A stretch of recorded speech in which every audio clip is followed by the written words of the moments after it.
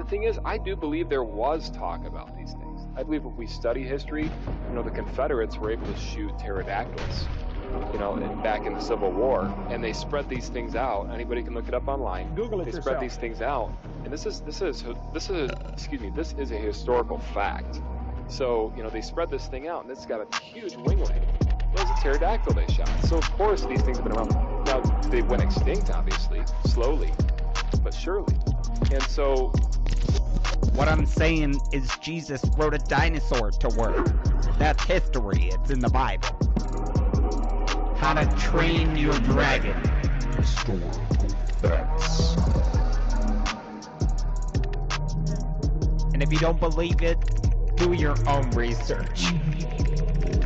Pull up Google. You'll find the picture, I promise. Oh my god.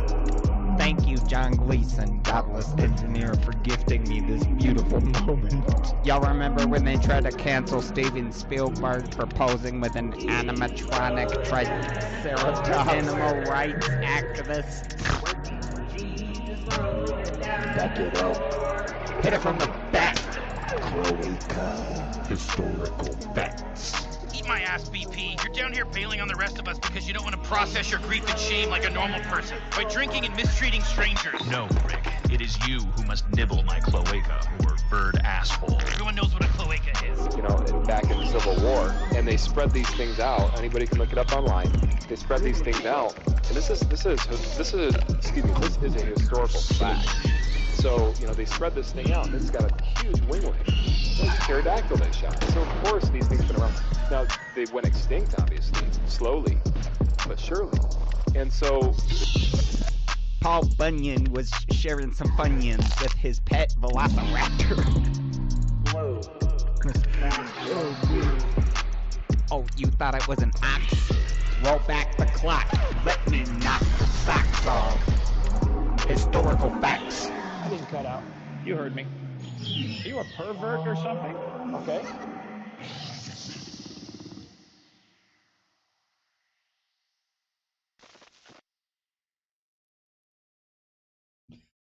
What's up, heathens? How y'all doing? Sorry, I had to check to make sure I was actually my mic was on. So far, no technical difficulties. So tonight we are gonna be taking a look at a video by the Daily Disciple. He's a somewhat big YouTuber here. I think his name's actually Isaac. I'm not sure. Anyways, Daily Disciple is going to be justifying why hell it should exist and why people should be sent to hell, just basically justifying the entire concept of hell tonight. So obviously I have a lot of problems with this entire attitude, so we're going to take a stab at his video. And we've also got all of our normal shit that we're doing tonight. It's a full-on stream. We've got some Today I Learned. We got some comments. We've got Brocephus stopping by.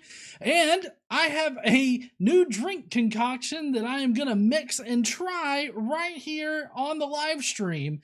And I hope that it's not too bad. I do have some backup alcohol up here in my refrigerator, so I'll still be able to drink a little bit to suffer through the video that the Mafia picked this week.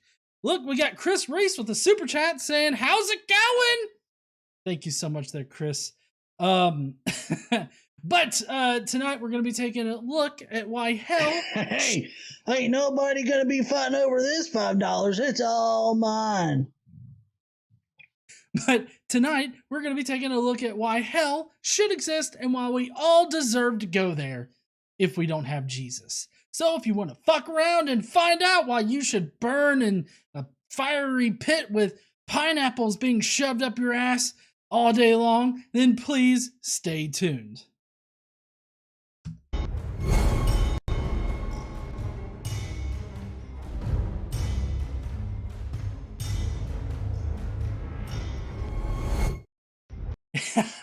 Yes. So like I said, I got a new concoction that I'm going to try tonight.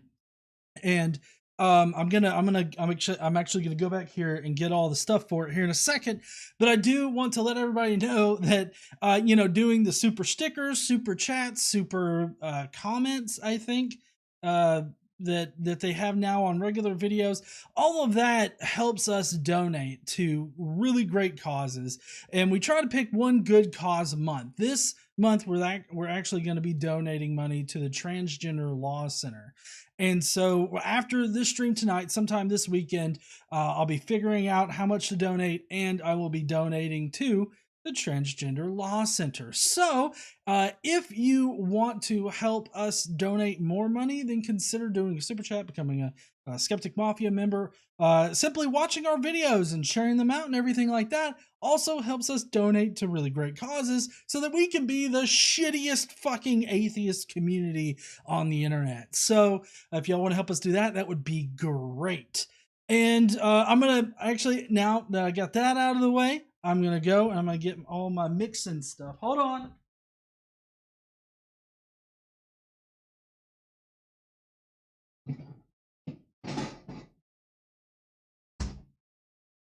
I'm on the highway to hell. Quentin Van Booven sending in his weekly tithe. I hope I'm doing this tithing thing right. Well, if you're looking to help the Lord, then probably not. But if you really want to help, people, that's fine. Okay, so I saw this on TikTok while I was shitting the other day. We got Elizabeth Richardson saying, "Get my ticket to hell early." Person just bought an express ticket to hell. Jay-Z Meister says, "Donating to a good cause, say no more." Also, it seems like, unlike heaven, we keep... Hey, ain't nobody gonna be fighting over this $5. It's all mine. We keep our free will in hell, so I cannot wait for the pineapples.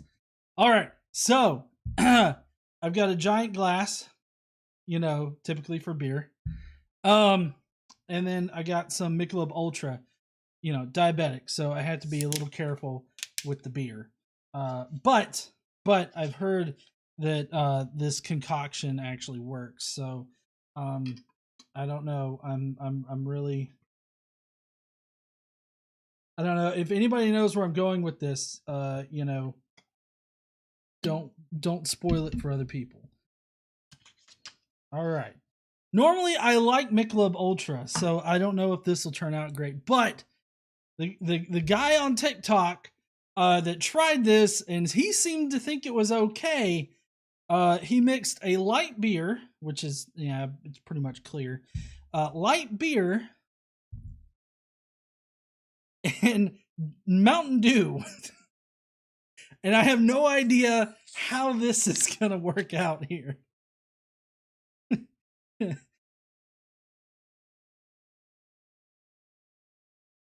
Apparently it makes the beer taste better.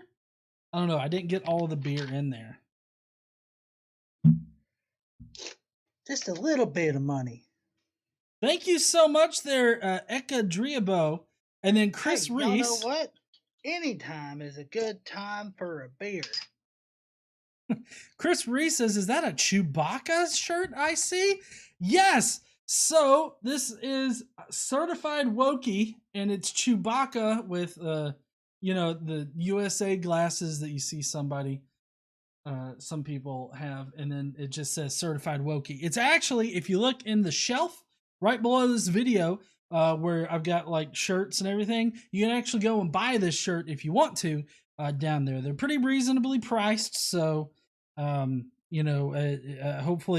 people will want to wear a Wokey on their self. So it ended up, I mean, obviously it's a lot greener because of the Diet Mountain Dew, and I have no idea how this is going to taste. Like I said, the guy that actually tried it on the TikTok, he said that it tasted good, so I don't know. Let me see. Still smells like beer.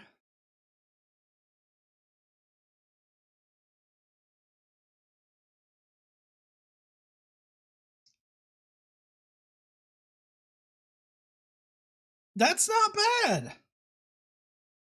It really isn't. This is actually decent.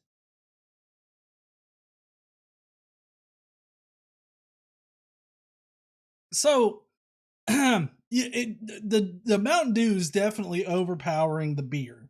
Okay, like I said, normally I like Michelob Ultra beer. It's actually really smooth, and it doesn't it's not all that bitter.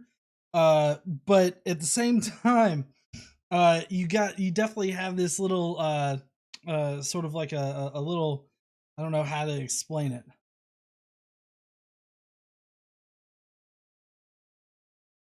It's got like a little kick to it, I guess. It's got that little kick that you get from beer, as well. So that's interesting. I'm definitely gonna have to supplement this tonight, with some full on alcohol. But so far, I mean, it looks pretty good. Anyways, Sonian says Irish lad Mountain Dew. Oh yeah, Mountain Dew and Michelob Ultra. Yes.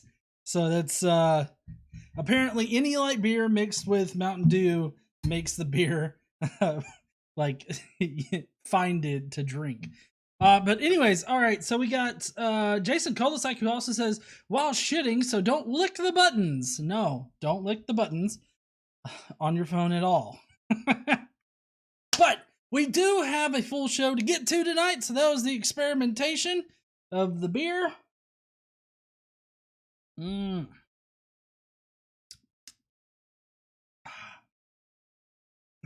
definitely going to keep this in mind. This is not going to be something I drink all the time. But anyways, all right. Y'all ready for Today I Learned? I know, well, I got to get my thing on here. Here we go. Y'all ready? I know I am. Today I learned. Woo-hoo! Yeah! Look, I know that y'all probably don't know this about me, but there are on occasion times when I will want to sound like Lil Jon. And it was kind of a game I used to play with Xander when he was little. He hated it, so I did it all the time in the car. But you got your basic yeah, okay kind of thing, and so that made me think of that real quick. Anyways, welcome to Today I Learned, and today I learned that a woman was floored after Wisconsin's Walgreens worker refused to sell her condoms due to his faith. How bullshit is that? Excuse me. Adam Broughton subscribed to talk some shit in the chat. Quentin Van Booven says, "Don't listen to GE. Lick your phone. Don't lick your phone. Just a little people. bit of money. Trust me, you don't want just don't do it. Don't lick it at all. I don't know what to tell you to lick. Don't lick your phone or any kind of surfaces."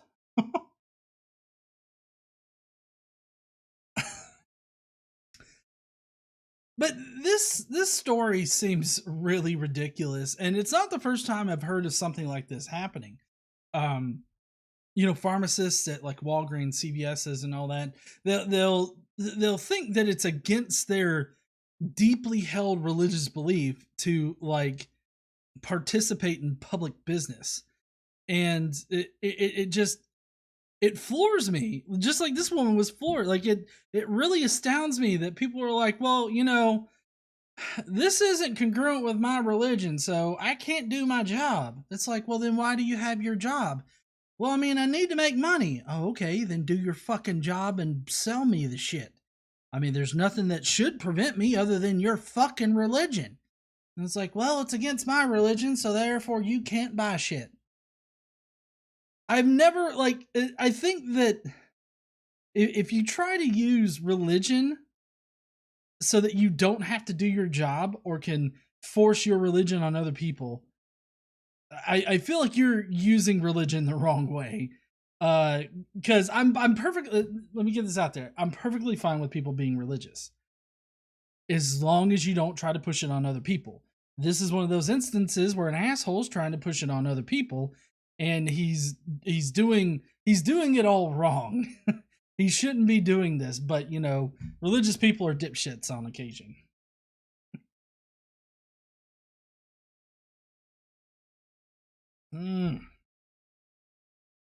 Yeah, Syrian says, do your job or resign. Couldn't agree more. All right. Next up on Today I Learned that Sesame Street was designed to build up the self-worth of Black children through the presentation of positive Black images. It purposefully presented an integrated, harmonious community to challenge the marginalization of African Americans routinely seen on elsewhere in society. So, I mean, I didn't know that about Sesame Street, but I thought that was pretty interesting. The fact that, you know, the Sesame Street was made to do that. So, tell your husband to pull out. I feel like that could be that could be on the comments section. Dragon Master 0118 says, if your religion, You know, donating this much only makes me drink more. if your religion prevents you from doing something, don't get a job that will require you to do that thing. Exactly. And then finally on Today I Learned that the Tolkien estate sued Dungeons and Dragons for using the words dragon, dwarf, elf, int, goblin, hobbit, orc, balrog, and warg. As a result, all but hobbit, int, and balrog were ruled as public domain. Good. I don't think the Tolkien estate should own, like, those words.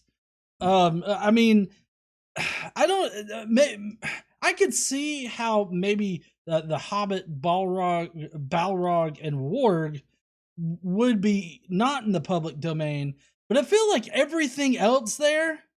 Let's see, int was another one. Hobbit, int, balrog. I guess warg. Is warg something that like should be in public domain? I've never heard of warg before. I mean, I know that a lot of you guys that watch know the Dungeons and Dragons lore and everything like that a whole lot more than I do, but still, it seems rather petty for the Tolkien estate to sue Dungeons and Dragons. Like, that just seems weird to me. Anyways.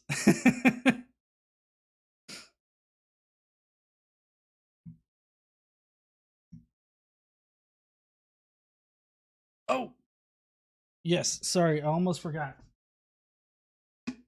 Next, we got some comments to go over today. Boy, are they some doozies. Comments of the day! Prepare to facepalm yourself in the next week!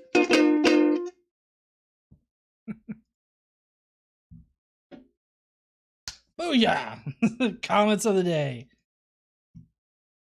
You know, you may not know it, but I love playing that little fucking ukulele.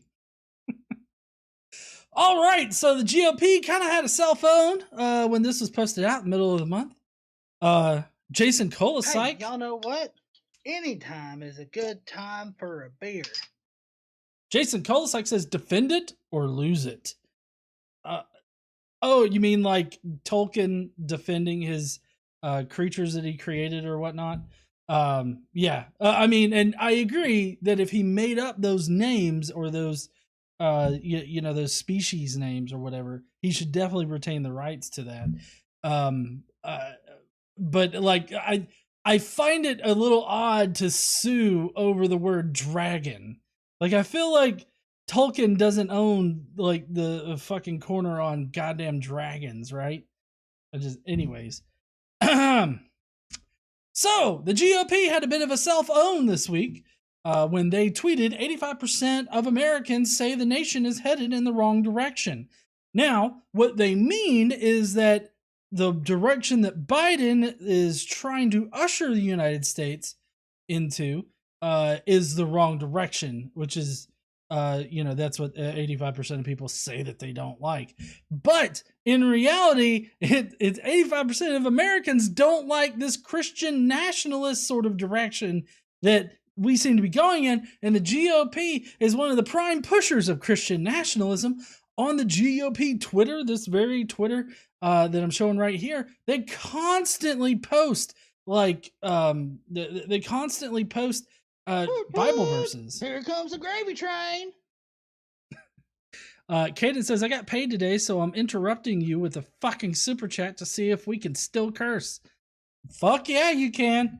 We figured out that it was because you're a moderator, and moderators can still fucking curse. Asexual Atheist Maybe just you says should quit tithe. drinking all that beer, GE. But I feel like this is a cell phone because at that point in time, we were going in the Christian nationalist direction. And so 85% of Americans not wanting to become a Christian nationalist or a Christian theocracy would actually work against the GOP and their whole their whole plight, I guess. And so I felt like this is a real cell phone kind of moment here. Philly 3000 says, my virgin ears. Look, you may want to skip the last two comments that we have to go through today, because they are definitely not for virgin ears. Next up is this billboard that I just think is hilarious. So, if you die tonight, heaven or hell, where are you going? I don't give a fuck where you think I'm going, because I'm probably going to take my ass to bed and get some sleep.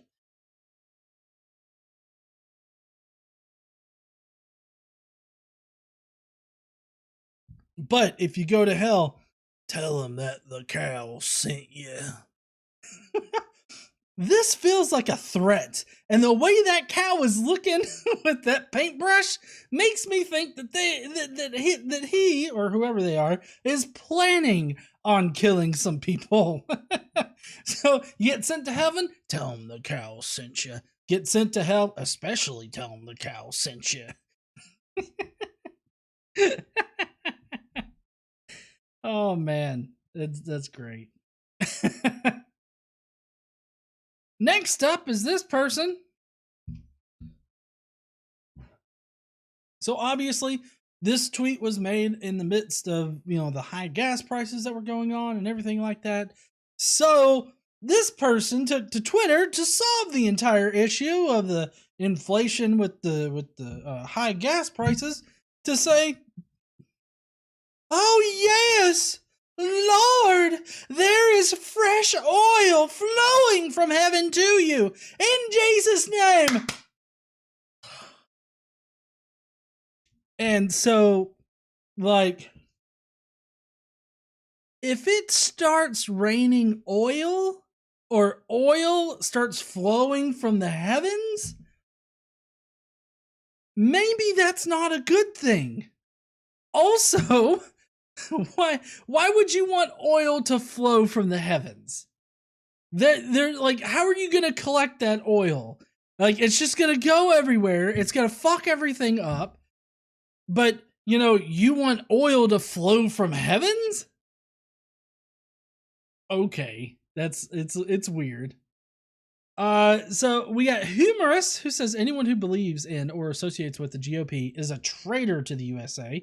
Anyone that thinks the Democratic Party cares about them, ain't nobody gonna be fighting over this $5. It's all mine. Well, so I don't really agree with all that. So as far as the GOP goes, I think to call somebody a traitor, they actually have to do something a bit traitorous. And definitely the insurrection people were traitorous. And I think that there are some politicians that could be called traitorous. And there's definitely a lot of conservatives out there that seem to be pushing positions that are traitorous. So I don't believe in monolithically. Any better. I don't believe in monolithically painting the entire party but I will say that the GOP organization, like the organization that runs the Twitter and everything like that, they definitely want to replace our current government with a Christian theocracy. So I mean, it's a bit nuanced of a thing, but that's where I stand with that. And of course, I think that the Democratic Party cares more than the GOP or the Republican Party. I think that they care more, but how much more, I think, is a bit debatable. I think most politicians are that are in office are elected in order to impose their own interests and not the interest of their constituents. So again, I don't. I'm on the highway to hell. I don't want to paint anything monolithically as one thing. Like, I don't want to paint the Democratic Party as one thing or the GOP as one thing. I just, broad brush strokes, I just simply don't do. And then Shadowy Twilight says, I don't want Jesus to oil me up. Thank you. I agree. And then my lovely wife, KC, says, hey, you're cute. Want to go out? Hell yeah. I mean, as long as I can bring my Mountain Dew beer concoction.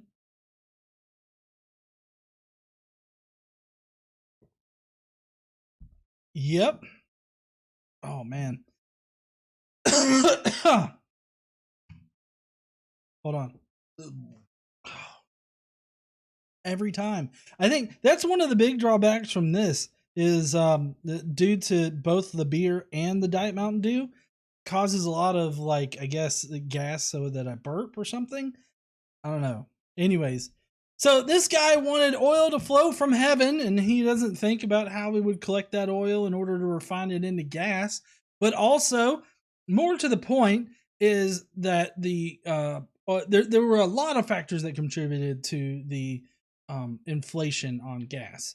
And it was definitely not a supply issue that drove prices up to where they were, because they didn't have to. Like the price of the price of a barrel of oil, has been as high as it was before, and we had, not as high gas prices. The gas prices were much lower, and so it wasn't necessarily a supply issue. There were multiple factors that went into it. So just saying give us more oil is not going to solve the issue.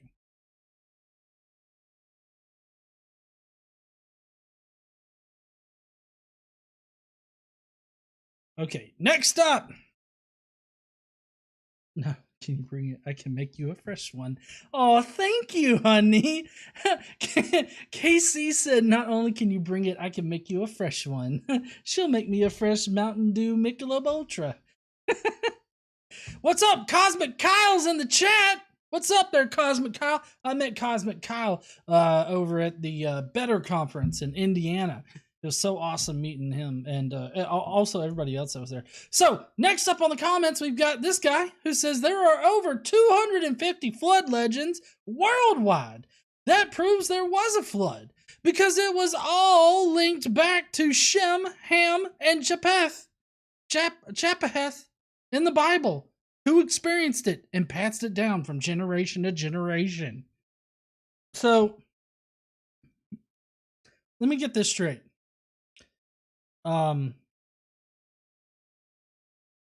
Yeah, okay. Sorry, I was making sure I had all the super chats read. So the 250 flood legends that are all over the world, I'm sure that some of them predate when the flood supposedly happened like 6,000 years ago, right? So you're gonna need to be able to explain that. Also, you've got like apparently all of the flood legends link back to these fucks who apparently survived the flood. But that doesn't explain why we have flood legends like over in South America and Central America, or other places like, from these civilizations that were much older than than the Jewish community, or the community that would eventually become the Jews. So it doesn't make a lot of sense to use the 200, like all the different flood legends in order to suggest that there really was a worldwide flood, and that Noah's sons are the ones that spread it around. Like, I don't know. This just seems to shoot yourself in the foot, I feel.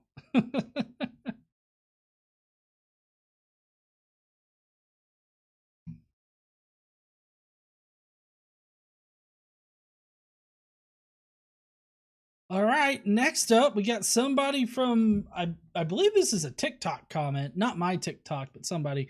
This guy says, Nostradamus said World War III and the solar flare will burn up all the wires in the world this year. Sorry, I forgot to turn on the right fucking background. I don't exactly know which verse in Nostradamus he thinks predicts World War III and all of the wires. Like, Nostradamus lived at a time when there were no wires. So why would Nostradamus, like, I don't get, like, why would Nostradamus say, and all the wires are gonna burn up? And, like, everybody could be like, fuck does he mean wires? Like, what kind of wires? Like, what the fuck? Like, it wouldn't make any sense. Also, I don't know what this is supposed to prove. Nostradamus had very vague, like, statements that people after the fact attribute to certain events, like 9/11 or in anything else in history. That they always post hoc apply Nostradamus's predictions to it. Like, there's nothing in Nostradamus that allows us to predict anything in the future, and Nostradamus probably wasn't really trying to predict anything. I mean, it but in any case, this is just a crazy comment. It shows you how people will just latch on to conspiracy theories because it coincides with what they either want to believe or they already believe.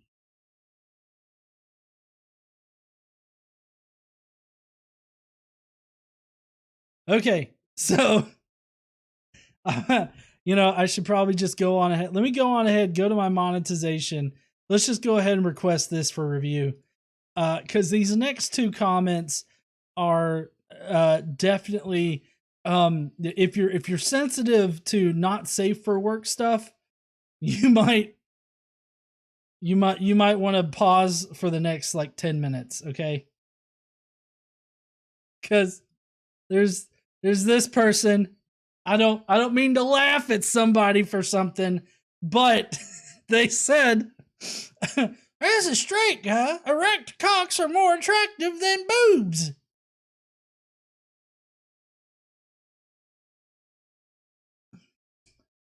I feel like that means you're not straight. I mean, if you like looking at cocks, that's fine. I mean, do it, but don't sit there and say, I'm straight, but I love dick.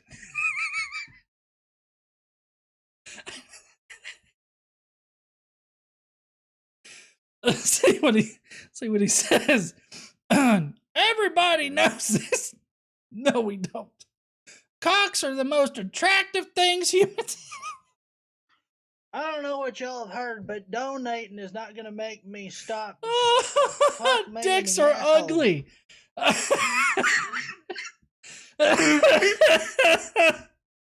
They are not. They are smooth. They are not confusing in how they work. Looking at you, vaginas.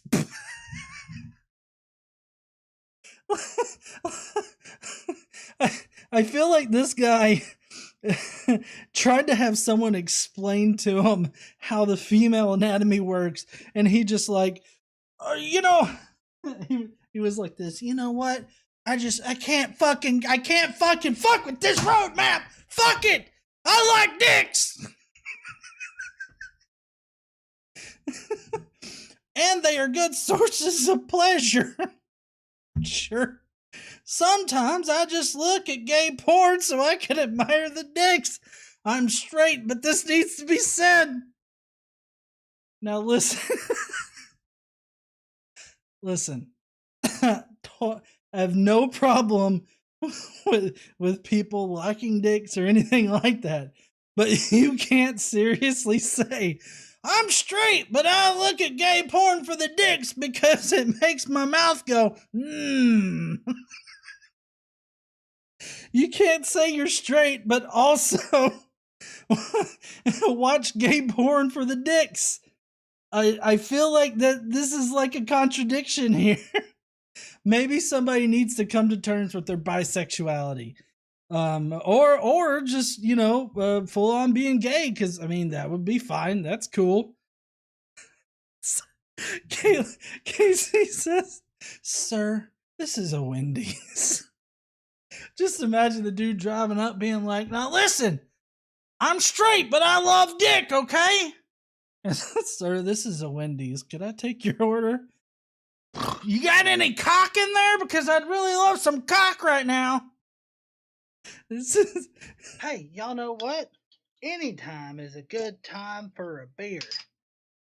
Thank you so much there, honey.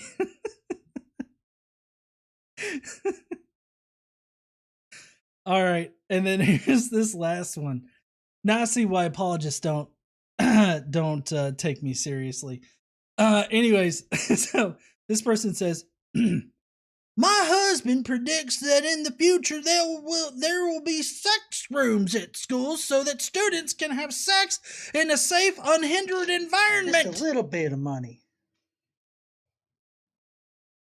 Kid to teacher: "My parents don't want me to have sex." Teacher: "Well, I mean, it is your right to express your sexuality. I'll arrange a private area for you to go and fuck in. Are you sure you know how to put on you don't need a condom. Let's just go right on into the teacher's room and you can fuck on the table in there. Let's do it. Woo!" This is fucking weird. Jason Kosik says Tom Cruise come out of the closet. South Park. Did they say that on South Park? That makes sense. But I find it really weird that people are putting this on like teachers in schools, because teachers in schools just want to provide a safe environment for kids. They don't want the kids to feel judged or anything like that. They definitely don't want to put their kids in harm's way by like outing them and everything like that. Like to their parents. That's referencing Florida's bill where the teachers actually have to out students in several ways. Like if a student comes out as a different sexual orientation or transgender, the teacher supposedly has to tell the parents of that child that they did that. Also, apparently, I don't know if this actually really went through or anything like that, but I know at one point Florida was going to be sending out like little notices if students were going to be going away on an overnight trip or something like that. If one of the students happened to be gay, they were going to basically treat the students like sexual predators and send out a notice to everybody. So, it seems to me like there's a lot of projection going on here. Several people in the comments have mentioned like, I thought they'd talk about church like that. And yeah, I mean, I don't, but whenever I make the jokes about the religious institutions, like taking children back to the rectory,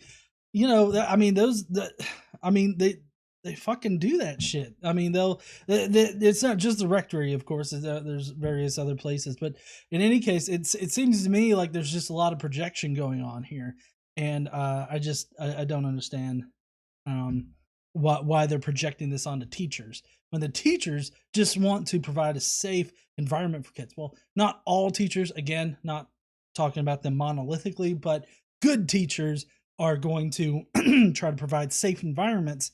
Not safe environments for you to fuck all day or something, or fuck at all at school. Not that at all. So it just it seems weird. This is all very weird. But anyways, y'all know what's next? Huh? Maybe a little bit of Brocephus. Hey, Brocephus! You gotta come explain shit! I'm gonna go get him. Y'all hold on a second. Yes,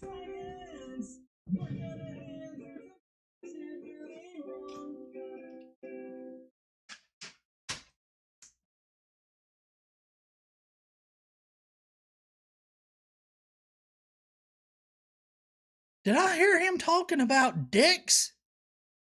I mean, listen, the only dick that I like to look at is Jesus Christ's dick, okay? And that's just because I eyeball that motherfucker before I start praying for shit.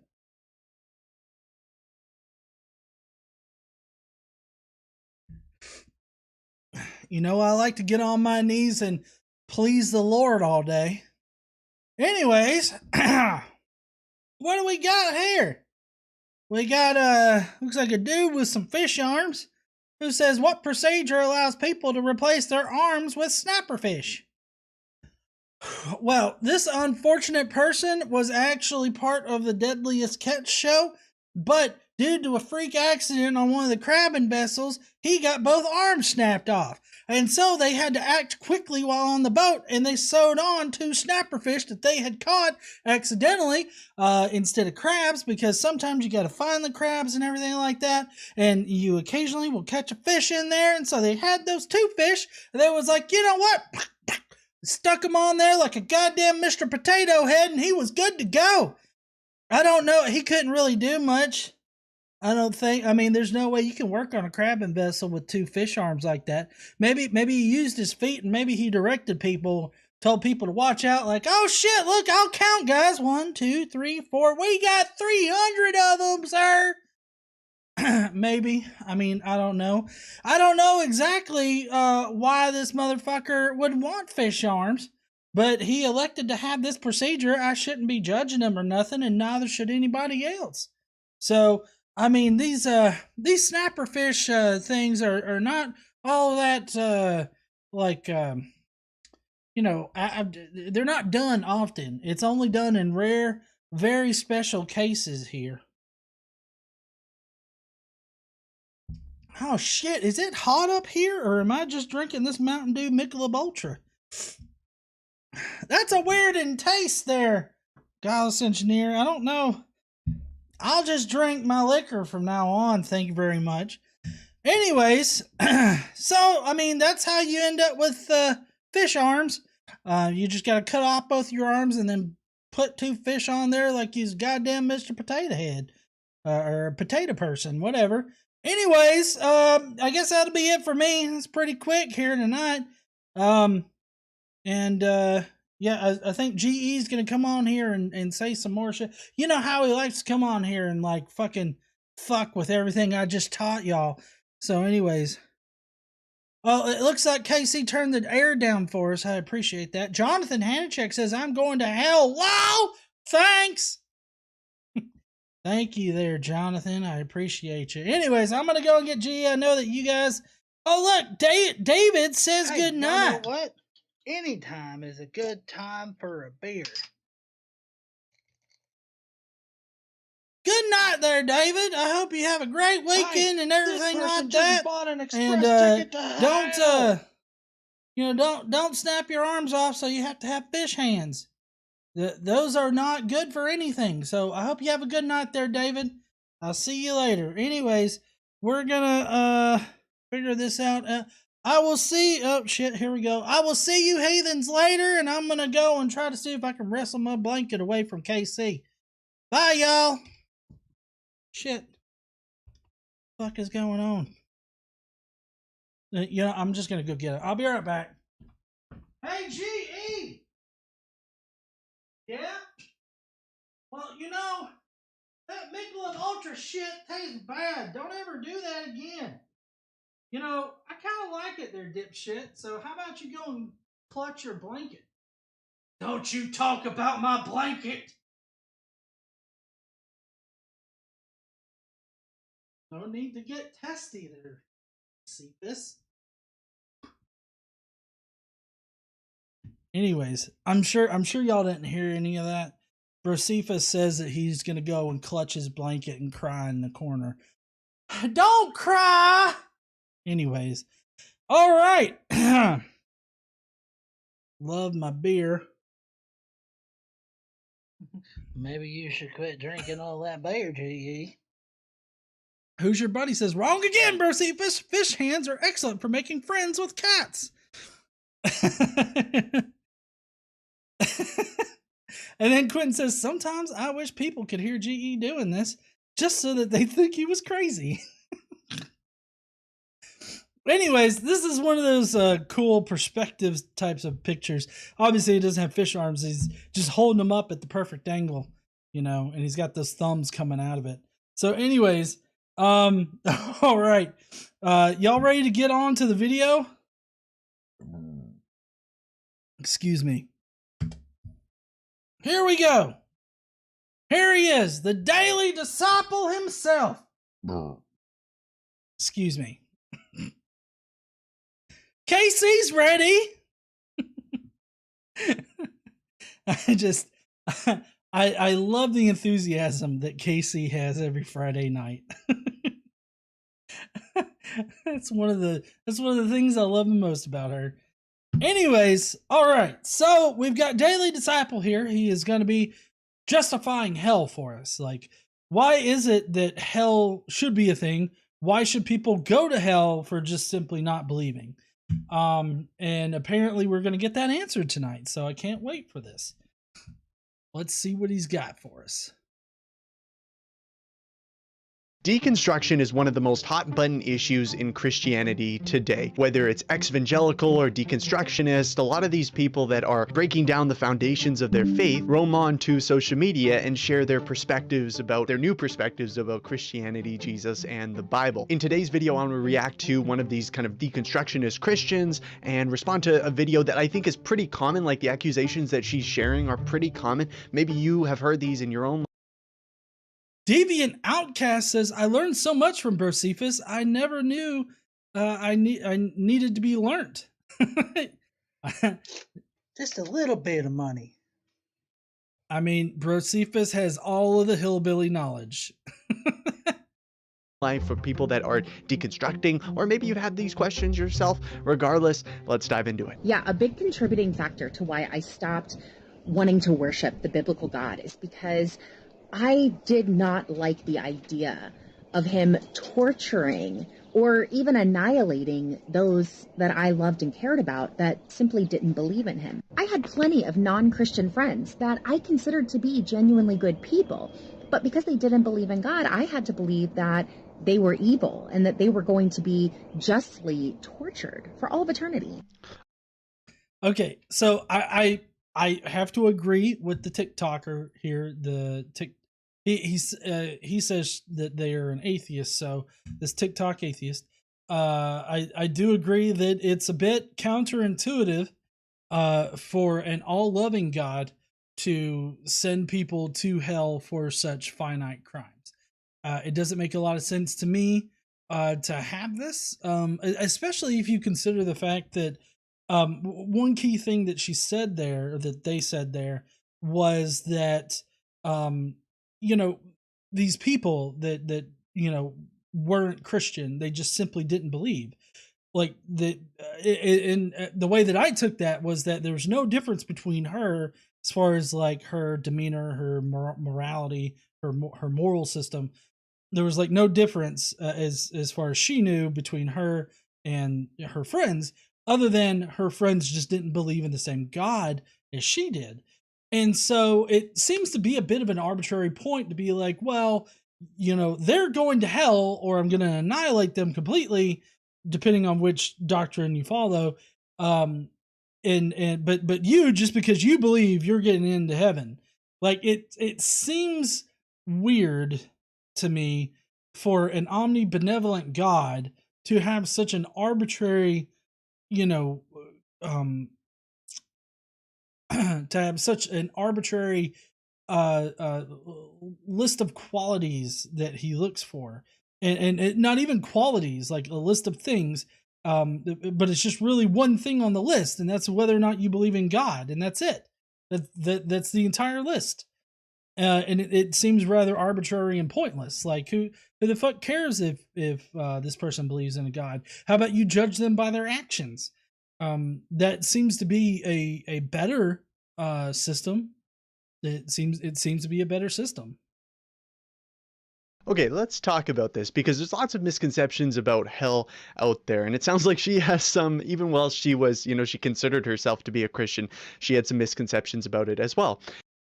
him starting off like this saying, oh, well, she just has a misconception of hell here. And I really find that to be a bit arrogant and myopic coming from him, because obviously he has his theology, the way that he interprets Christian hell.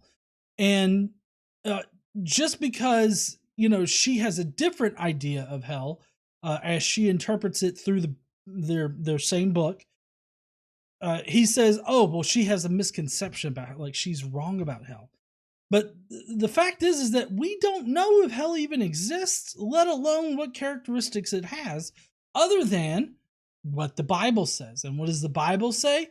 It has a lot of different sayings in there about hell, but at the same time, it depends on how you interpret this holy word. And there's multiple different doctrines and theologies that cover this very topic. So I don't understand why he's sitting there acting like, out of all the different denominations and the thousands of years that Christianity has been around and the different interpretations of hell that have existed, apparently it's all culminated into his particular version of hell, or his particular doctrine that he adheres to. Apparently it's just everything culminated up until that point, and he's got the correct interpretation. It seems incredibly arrogant to me. She says that she understood her friends to be pretty much good people, right? And so why would they go to hell? Well, it actually gets to the core foundation of like who we are as people. Are we intrinsically good? Or are we intrinsically evil? According to the Bible, if we're going to go with the Bible here, if we're going to call ourselves a Christian, then we got to go with what the Word of God says. And we say, okay, well, the Bible says that we've all fallen short of the glory of God, that we're all dead in our trespasses and sins. And you might even look at that and say, okay, well, I can understand that we've sinned. Okay, before he progresses like kind of quick through it, but so I don't think that it has anything to do with being intrinsically good and intrinsically bad, because the criteria for getting into heaven isn't about being good or bad. Like, it has nothing at all to do as far as again, I'm not trying to paint anything monolithically here with a broad brush, but considering that it seems like he's Protestant, he doesn't seem to be Catholic in any kind of way. So under the Protestant version of heaven and hell and the criteria to get into heaven, it's not about whether or not you do good things or do bad things or are inherently good or inherently bad or evil, as he put it. And I like how he didn't really even answer the question, because he answers, well, are we inherently good or are we inherently evil? And he answers it by saying, well, the Bible says that we've all fallen short of the glory of God. Okay, that doesn't answer the question, dipshit. It doesn't. It doesn't tell us if we're inherently good or bad. Of course, the implication here is that the Bible says we're inherently bad, just left to our own devices without a God and a book, the Bible, to tell us what's good or bad. We're just inherently evil. And they would probably point to, which I don't know this, I'm just speculating at this point, obviously, but he would probably point to how the world went to shit before the flood in the Bible. And so that's how we're all inherently evil. And Noah was the only one that worshiped God dick. Well, his, Yahweh's dick. And, that's the only reason why he was spared or some shit like that. So, him saying that we've all fallen short of the glory of God, that's an incredibly, open way to describe human nature. Because, God supposedly being a perfect being, right? That is just, God is good all the time, and all the time, I bet Casey finished it, all the time God is good. Kind of mentality here. And so saying that you've fallen short of the glory, you've fallen short of perfection. I don't think that the perfect human being has ever or will ever exist, because that is such a subjective view. But to put God on this pedestal of being this perfect being is this unattainable goal that only seeks to toxically shame you into thinking that you deserve to be treated like shit. So the subtext of what he's saying here is incredibly toxic. And this is one of the things that I really hate about Christianity is how covertly toxic the teachings are. And to say to put the criteria of being like as perfect as God as like your goal in life, I think that that's incredibly bad. Like that's just a horrible way to teach people how to value themselves, because it sort of says you're not valuable enough because you're not God status yet. Like you're not as good as God, therefore you're shit. And so there might be some punishment that is due, but really, like hell for all of eternity, that's pretty extreme. A lot of people have that perspective. And so this analogy might give you some help on this. So, if I were to lie to my little brother, nothing would happen really. Like, he's my little brother. I can lie to him and like, it's bad, I did a bad thing, but like ultimately the consequences of that aren't going to be that extreme. If I lied to my parent, let's say I was a little bit younger and I was still like a teenager and I lied to my parent, the consequences of that would be more severe. I might get grounded or some of my privileges might be taken away. If I were to lie to a cop, a police officer, man, the consequences of that scenario would definitely be heightened quite a bit more. If I were to lie to a judge, that would be perjury and I would be sent to jail. So the lie didn't change. It was a lie each time, but who I committed the act against did change. So when you commit an act against God, who is completely holy, infinitely holy, right? Something super small to us might seem insignificant. To God, it is an infinite offense, and thus the punishment is eternity in hell. She says, what? What is an infinite offense? I feel like that's a made up concept. Like, there's an offense. If the offense happened in the past, then it'll be there for the rest of time. But what does it mean to be an infinite offense? Like, I don't know. Somebody Michael Mesmeris in the chat points out that it's, this is just a special pleading argument, that he's specially pleading for his God because he's putting God up on this pedestal saying like, well, if you lie to God, that's like incredibly bad. And there's all these different types of consequences for whoever you lie to in life. But you see, the thing is that it's kind of a false analogy too. Because like me telling a lie to, like, let's say my son, versus a cop versus a judge and all this other stuff, me telling a lie, those are all very like human things. Like, they're finite. You are blessed by Christ, ma'am. Or sir. You are blessed. So those are very finite things, and you suffer the consequences in a finite way. Because what I mean is that like they have a duration. Like, if you lie to a judge, you don't get eternity in hell where pineapples are constantly shoved up your ass. Like, that's not it. But him saying that these offenses are infinite offenses, or I guess are infinitely bad to God, I'd have to push back and say, well, God doesn't care about that. If you look at especially Protestantism, of course, if you're Catholic, then this particular way to view it is not going to work. But since we're not talking to a Catholic right here, we're trying to speak on, with regard to his particular theology that he seems to be pushing. God doesn't care about whether or not you lie, cheat, steal, anything like that. He doesn't care about your actions here on earth. He only cares about, and I mean, he kind of reveals this in the video, God only cares about whether or not you believe in him and believe in Jesus as his son, believe in Jesus' sacrifice, and, you get on your knees and you please that Jesus for your entire life. And that's all that God cares about. That's all his particular version of God cares about, is whether or not you believe in Jesus.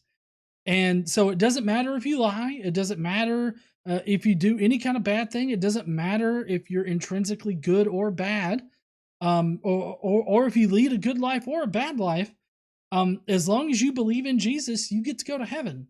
Now, of course, I've made the distinction that unless you're Catholic, this is a good retort to the whole, hell and morality and intrinsically good and all this other stuff. If you're talking to a Catholic, this isn't going to work, because Catholics believe that you can be a Catholic and still go to hell. This is because Catholicism generally requires both faith and works in order to, go to heaven. But of course, part of that works is, seeking confession, being forgiven of your sins, and all this other stuff. There's a lot of very specific theologies that you could kind of get into with Catholicism, as far as, what does it mean to be forgiven, or what does it mean to get forgiveness from God, to where when you're judged, by God, is he going to judge you based on those actions or not? Like, there's different ways to interpret that. I'm not here to speak about that. We're speaking about Protestantism. And for this guy right here, you can't just specially plead your way out of this argument. You can't sit there and compare very human things like, the consequences of lying to people, whatever those various consequences may be, because that doesn't apply to the God equation, because in the God equation, it only matters whether or not you believe in Jesus. And if you compare that to like the very human consequences, what should be the consequence of not believing something that you're not convinced of? Like, I don't think that there should be any consequences for that. Like, if I don't believe in something, well, I mean, that kind of depends. If the thing that you don't believe in actually comports with reality, then there could be severe consequences. So, like, I'm thinking vaccines. Like, if you don't believe vaccines work, you will end up getting fucked up in some kind of way eventually, probably. If given like COVID-19, if you don't get vaccinated for COVID-19, you're eventually going to get it. Now, whether or not you have severe consequences or not is kind of up in the air. But choosing not to get vaccinated because you don't believe it works ends up potentially having very severe consequences. So if I don't believe in something that doesn't comport with reality, and I'm not convinced that it does comport with reality, should I be thrown into a pit, a burning pit for eternity? Because that's what's happening here. And I think that downplaying that is just wrong. She didn't want to see them as evil and deserving of hell. Well, we need to understand that we are not above them, right? Like, it's not like we're as Christians saying, oh, they're so evil and why are they so bad and why am I'm so good and I'm going to heaven because I'm a nice guy. It's like, that's not a biblical or Christian perspective. It's that we have all sinned and all fallen short of the glory of God. And it is only by God's grace that I'm saved, right? It's like I'm a beggar that's looking for bread, and I found that bread, and now we're called as Christians to share that good news. It's not like God has hung us out to dry here. He's given us a path out of this judgment that we rightfully deserve. How do we rightfully deserve it? Because he says that we have all transgressed God, right? We've all sinned and we've all fallen short of the glory of God. What does that exactly mean? Well, it means that we've transgressed God's opinion. Now, what is God's opinion? Well, in the Old Testament, obviously God has a lot of opinions. And in many respects, Christians nowadays transgress nearly all those opinions, with the exception of a few. And, but if you just, take the New Testament, what is transgressing God's opinion there? Well, God's opinion is, this is my son. I killed him so that his blood could, be used for a magical way to cure sin. And I don't get how that works exactly, how that's supposed to work. You know, because look, the Bible, right, invents this entire idea, or incorporates this entire idea of sin, right? It gives a reason why we have sin. If that bitch wouldn't have eaten that fucking fruit and then convinced Adam to eat that fucking fruit. if only Adam could have been more interested in dicks, he wouldn't have eaten that fruit. But he did. He ate that fruit, and that's the reason why, you know, we have all sinned and we have fallen short of the glory of God. That's why we're all shitty fucking people right from the get-go, you know, when you're birthed.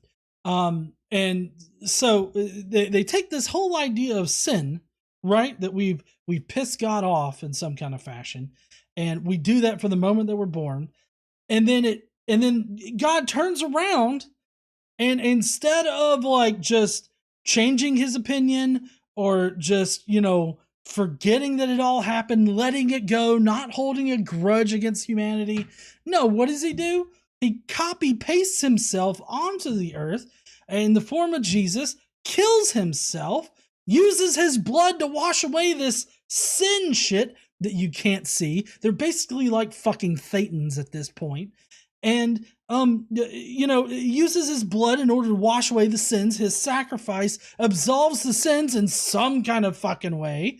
And, you know, of course, Jesus resurrects from the dead, so it's really no biggie. But the Bible presents us with this disease called sin. And then the Bible also gives us the cure for sin. I mean, just imagine like a cigarette company. They introduce this thing that you know, causes cancer, and you will die if you smoke this, but we want you to smoke it. And then, you know, on the flip side of it, at the end, it's like, oh, you don't want to smoke anymore. Well, here, I've got this wonder thing that'll cause you to stop smoking. Here you go. And so it like benefit, like, I don't know. It seems like a really shitty story. It seems like God has presented us with this fake illness that then he provides us with this cure for, and this is all just to get us to worship him or something. Daniel M. says, the Jehovah's Witnesses believe that babies are little enemies of God. Woo! Hey, ain't nobody gonna be fighting over this $5. It's all mine. That's pretty fucked up right there. But I mean, that brings up a good point. You know, since you know, from birth we're evil and we're deserving of hell. Apparently, babies deserve hell. What have babies done? Well, a little baby crawling on the floor, not even crawling, just rolling around, drooling on itself. What has it done to get sent to hell? We've all transgressed God. So how is a baby transgress God? I don't fucking know, but apparently, under this whole idea, yeah, God's pissed off at babies. Through Jesus' sacrifice. That's the whole point of the gospel. That's the whole point of Christianity. And when you're young, you just accept this. But as you get older and you start grappling with your own morality, you start to wonder how this is just. And I was grappling with your own morality. Listen how she puts that. Yes, you either are stuck with God's objective morality or you're subjected with your own morality. What's the alternative here? Well, am I the judge of God? Fuck yes, I am. I can judge the shit out of God, and I do it on a daily basis. Whenever I read the Bible, judging the fuck out of God.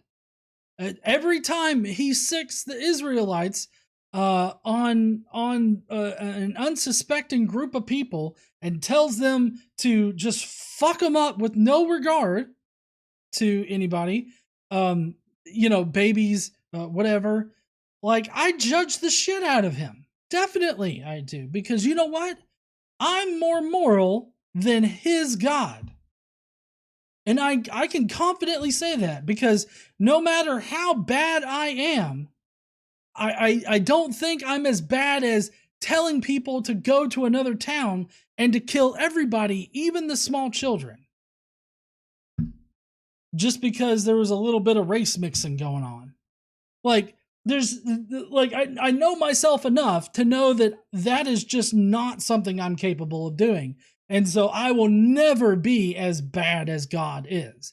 And I think most people nowadays can never be as bad as God is. So yes, I will judge the fuck out of God. I will.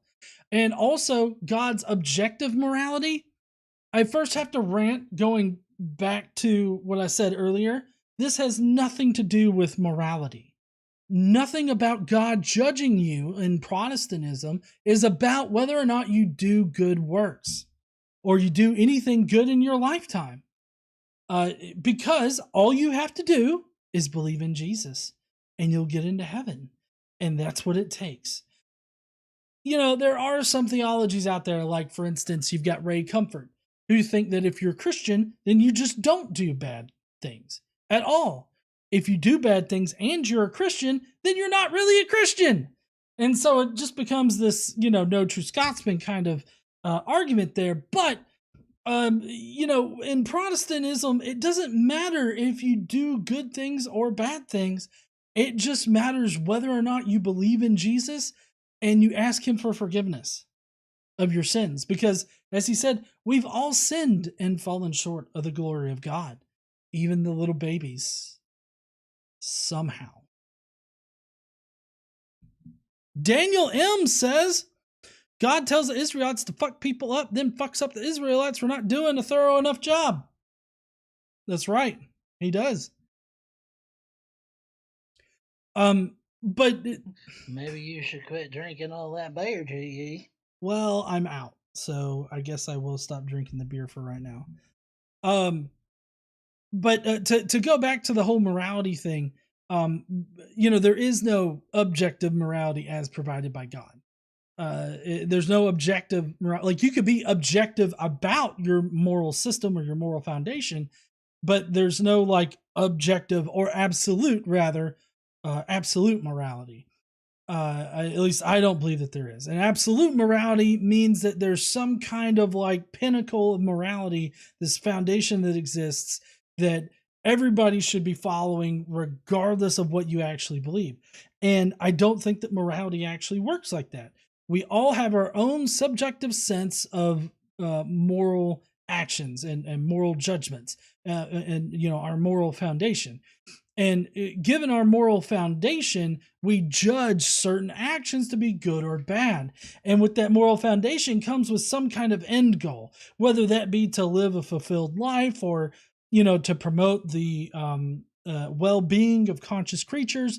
Whatever you want to put as the end goal, that's your end goal, and that's what you judge actions by. Let's see, we've got Satan's Little Helper sending in a super chat saying, here comes the gravy train.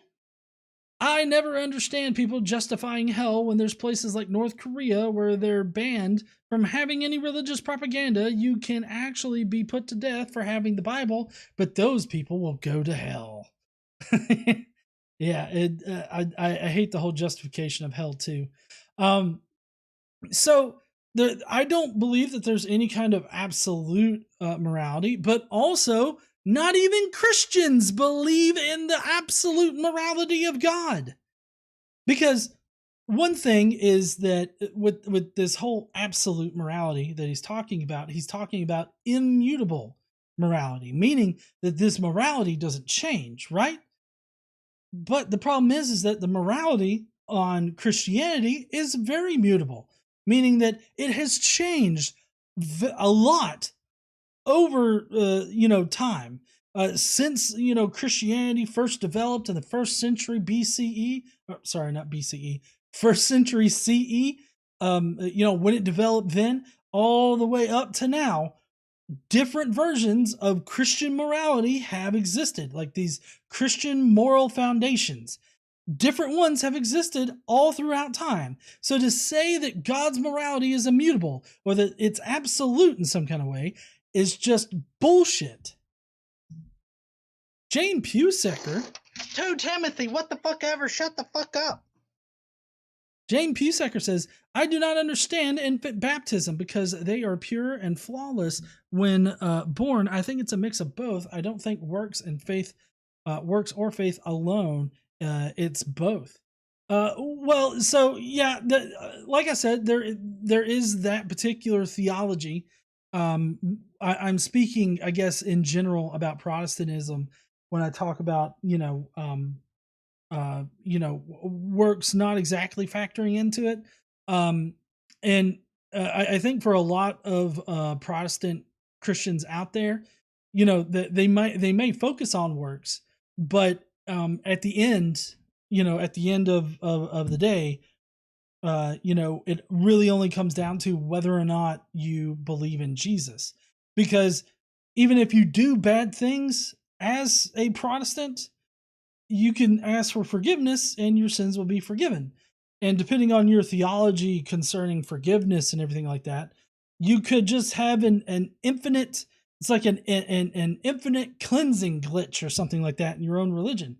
So it's very much like however a person views the theology of it. But in general, for Protestantism, at the end of it, it's not like God, has a list of the good and the bad shit that you've done and checks that out after seeing whether or not you believe in Jesus.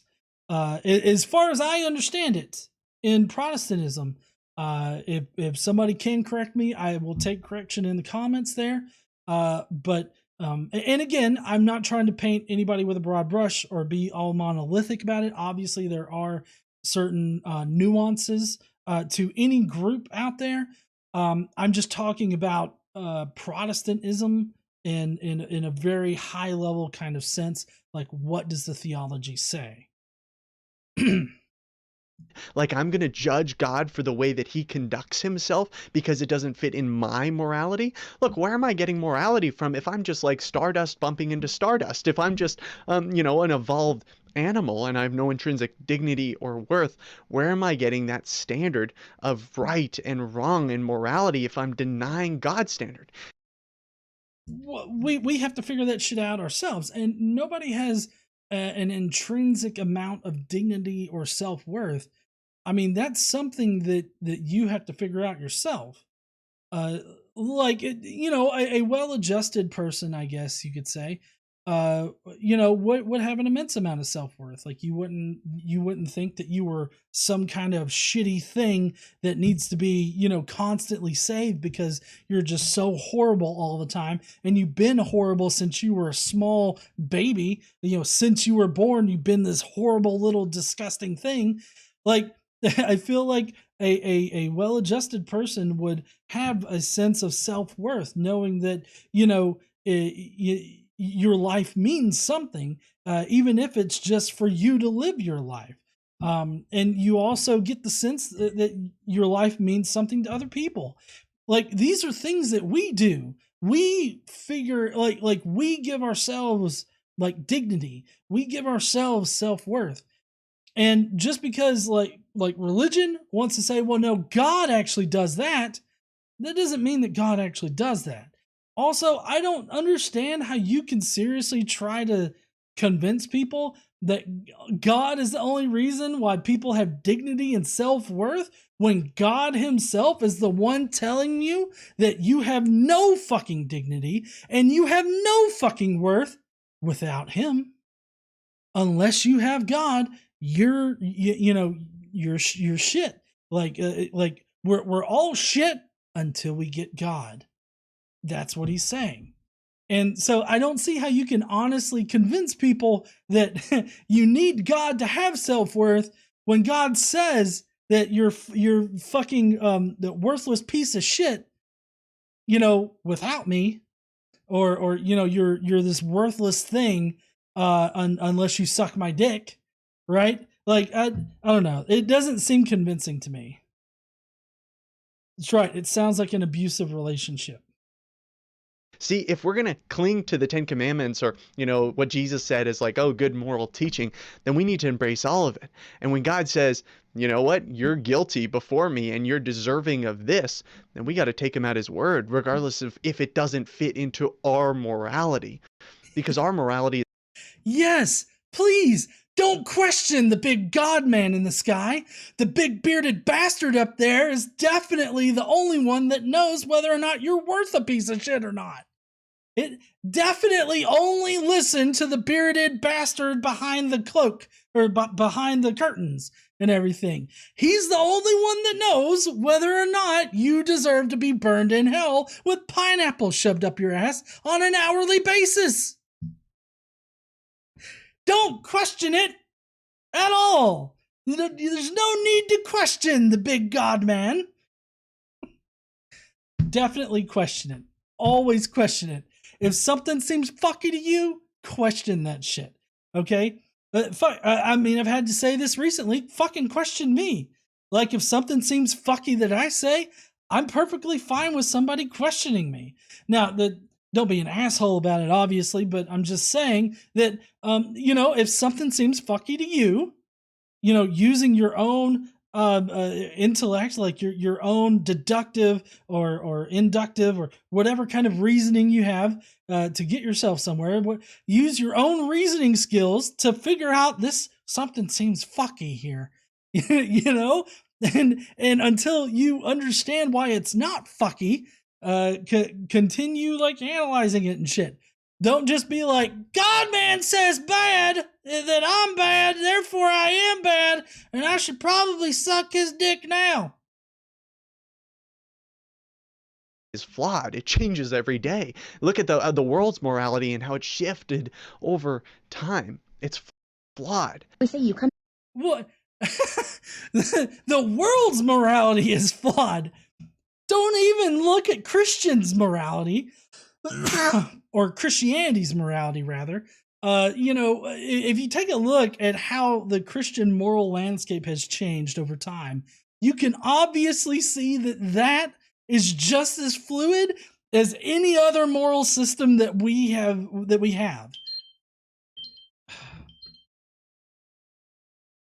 High glucose. Sorry.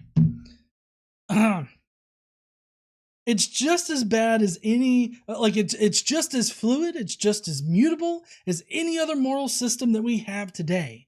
So I don't know why he's trying to compare Christian morality to the world's morality as if they're not the exact same kind of mutable information that changes as society changes. In fact, Christian morality is often changed and dragged along, kicking and screaming in that change as society changes, as societal norms have changed. Because, 75 years ago, Christian morality would definitely be perfectly fine with talking about, lining the gays up and shooting them in the back of the head. I don't know what y'all have heard, but donating is not going to make me stop. Fuck me in the asshole. 75 years ago, Christians everywhere would have been perfectly fine with lining the gays up and shooting them in the back of the head.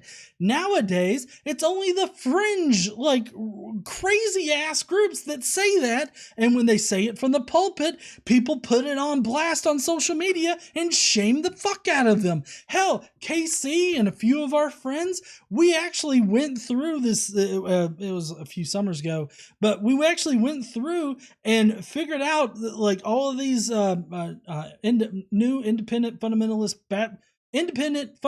Baptist churches. We actually went through, figured out who all were going to this Make America Straight Again conference thing, and we actually took action against them. We worked hard against them. That's what happens. That's what happens when you say that kind of shit now. And other Christians were joining in on it too. There are plenty of Christians out there that that absolutely find it abhorrent to talk like that. But the fact is that Christian morality has changed. What was okay to say 75 years ago, what was okay to think 100 years ago, as a Christian, is not the same way that Christians think now. So don't sit there and specially plead about your particular version of Christianity, saying that it's not changed over the past 1,000 years, because it has. Satan's Little Helper says it's funny because morality from his God tells people to believe in him. And if I'm Korean, that's not a possibility, and I'm going to hell. And if he can pick and choose, then salvation makes no sense. I agree.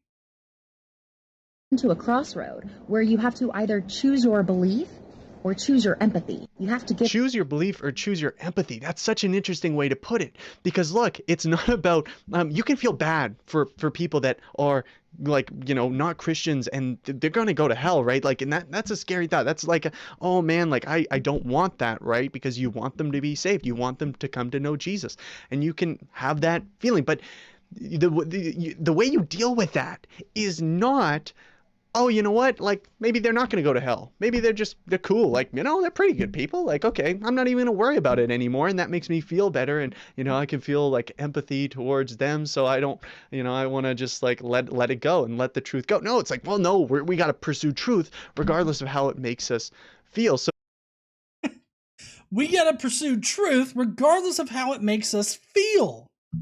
Really? I don't think that you're pursuing truth there by believing in a bearded figure in the sky that doesn't send you to the fiery pits of hell because you believe in him. Also, if you'll notice, he's just reinforcing this whole idea that it doesn't matter whether or not you do good things in your life. It ultimately only matters, as far as he's concerned, whether or not you believe in Jesus and believe in God.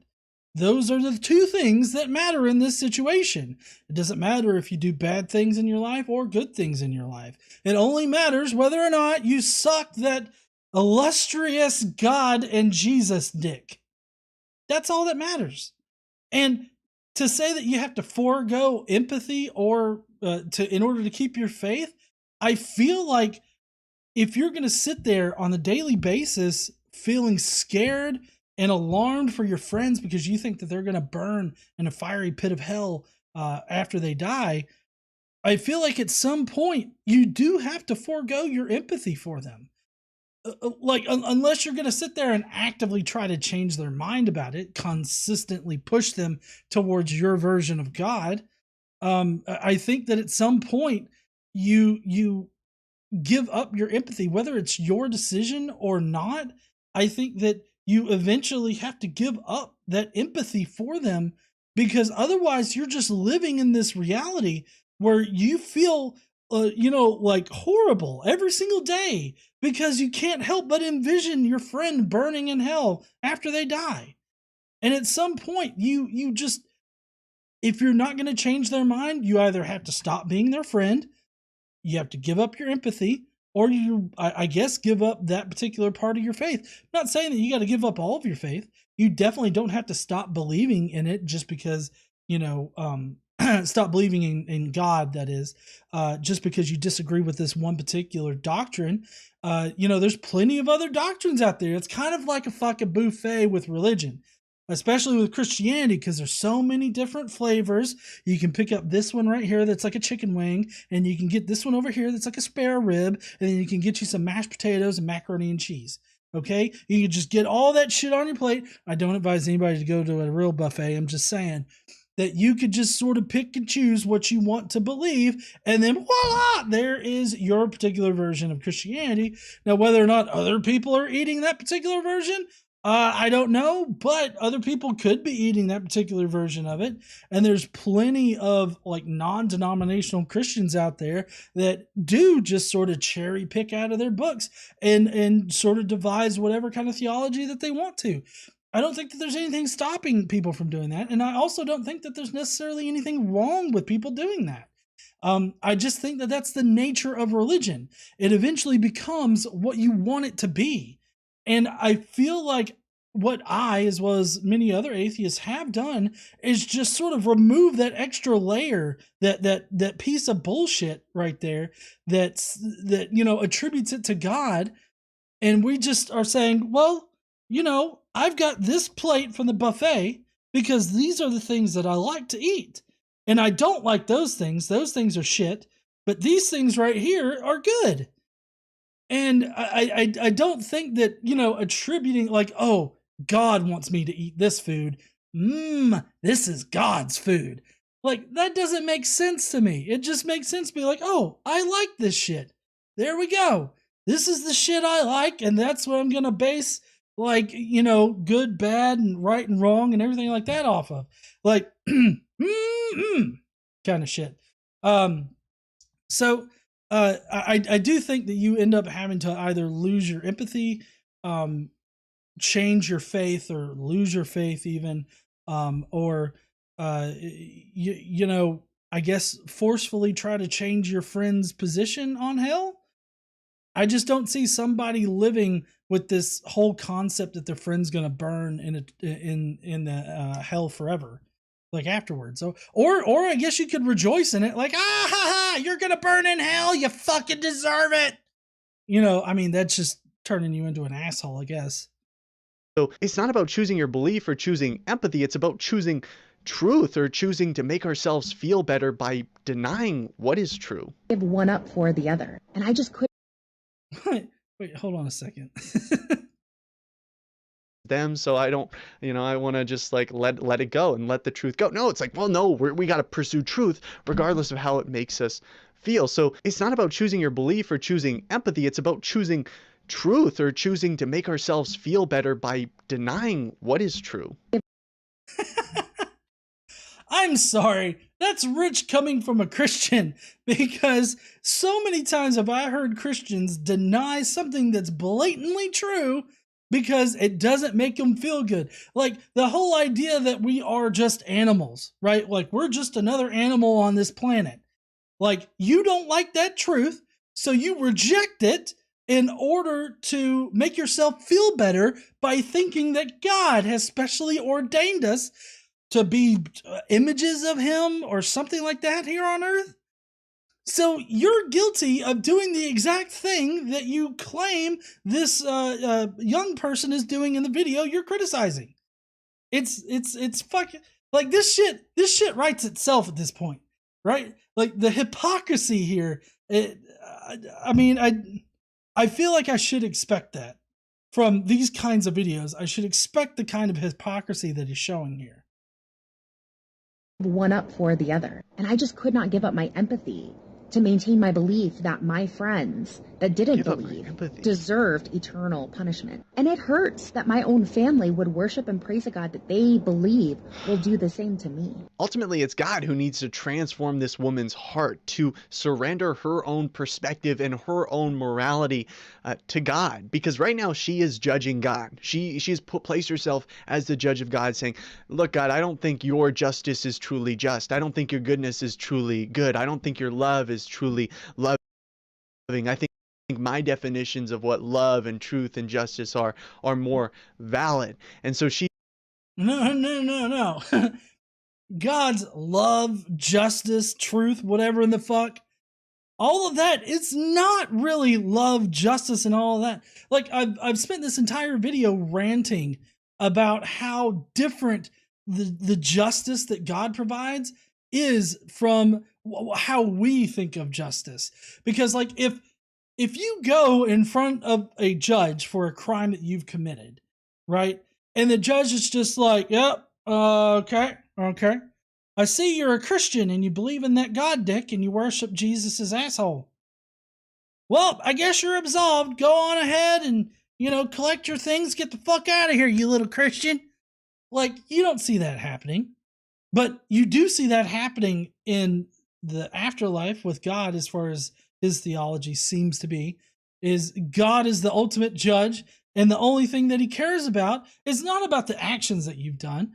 I mean, you could be fucking Hitler up there, and he's like, well, you definitely sucked some Jesus dick there a little bit there, Hitler, and you were definitely sucking his dick right at the end, so I guess you're good to go. Get on in there, homie!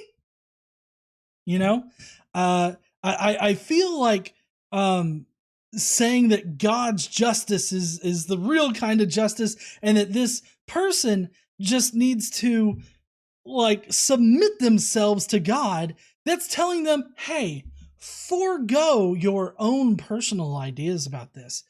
I know that you're questioning things, but we don't like that here in this religion. Don't question anything. You just gotta trust the bearded bastard in the sky when he tells you that you're a piece of shit and you need him in order to not be a piece of shit, because he killed himself and he washed you with blood, and that somehow absolves you of this shit status, I guess. when you explain like that entire idea, it sounds so fucking weird, does it not? And to sit there and tell a person that, you know, you have to stop thinking about this. You're thinking way too deep about God, and you're judging him based on your own version of morality here. Well, yes, we are, but that's because God is shit.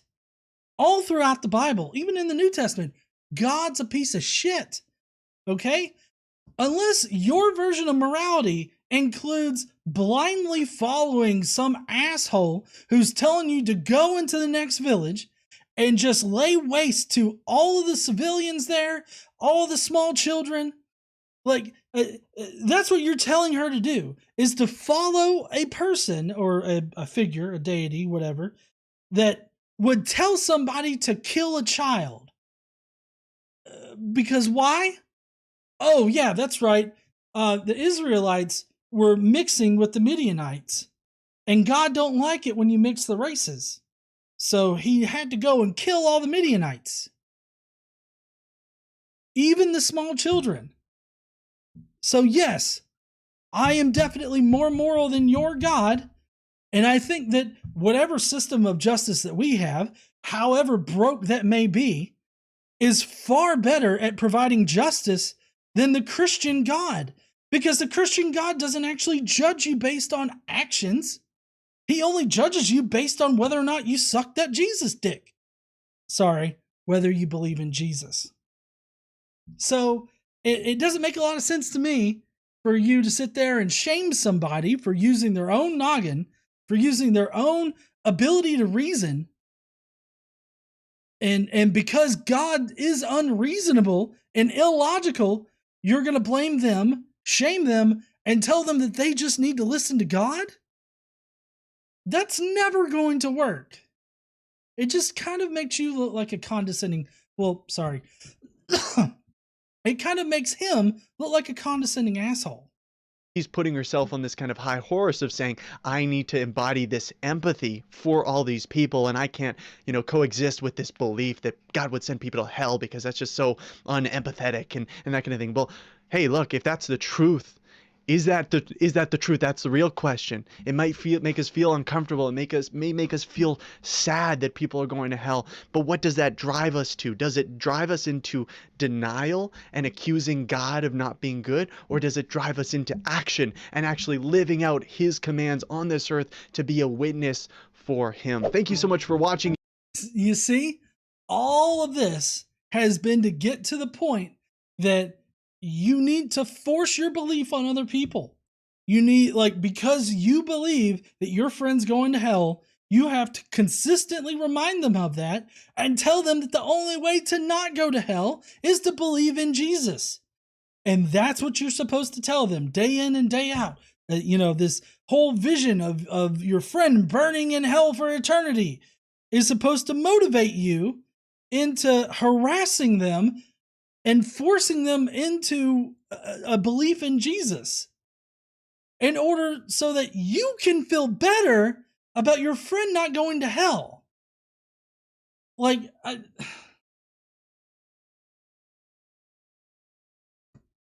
See, that would just make me not want to be the person's friend. Like, if I have a coworker who every day comes and knocks on my cubicle, hey there, John, did you know you're burning in hell when you die? You should believe in Jesus so that don't happen. Do you have those TPS reports? Fuck no, get away from me. Anyways, he's just kind of wrapping up here, so I guess we'll be done with that for tonight. We've obviously went way longer. We still had the Skeptic Mafia comments to get through, but as far as the video goes, I know that I did kind of a lot of ranting tonight, and I may have repeated myself a good bit, but the point that I wanted to get across with this video is that under this guy's version of Christianity, it's very obvious that God doesn't care about whether or not you are a good person or a bad person, or if you're intrinsically good or intrinsically bad. Like, it doesn't matter what you do in this life. All it matters is that you believe in Jesus, because that's the only thing that saves you from that fiery hell pit that you're going to after you die. That's the only thing that is believing in Jesus, and that's the only thing on God's checklist when you die in that particular version of Christianity. So we got Jester. 2 Timothy, what the fuck ever, shut the fuck up. Jester says, realizing that that time God killed 2 people for lying about giving all of their stuff to God as evil is living in denial. Sign me the fuck up. Yeah. But his basically his problem with the person's video that he was reviewing was just that he doesn't think that you have to give up your empathy. You have to use your empathy as a driver to force somebody to believe the exact same thing as you, because you're uncomfortable about this made up consequence that may or may not be true at the end of their life. Excuse me. And so you should, you shouldn't judge God, for one, because obviously God is the only one that knows what's good and bad. But also, it doesn't matter what's good or bad, because that Sparky90 subscribe to talk some shit. But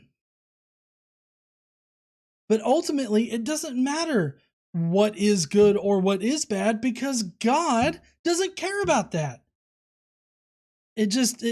He seems to shoot himself in the foot with his own logic here. And it will never not be funny to me whenever a Christian apologist does that. When they're sitting there talking about morality, and they spend all this time setting up this whole objective or absolute morality, this immutable morality that God somehow has, and how you shouldn't question God. But at the same time, the only thing that matters is whether or not you blindly believe in God. And if you notice, that's what he was asking for right there at the end. That you should just blindly believe in God and what God tells you, which is not exactly a true representation, because it's not what God is telling you. It's what the robot man is telling you that God tells you is good, bad, right, wrong, or how you should live your life or anything like that. It's not actually God telling you shit. It's this dick over there in the funny hat that's telling you what you should think. And I'm sitting here telling you to think for yourself. Reason your way through it. If something seems a bit fucky, question it until you understand it.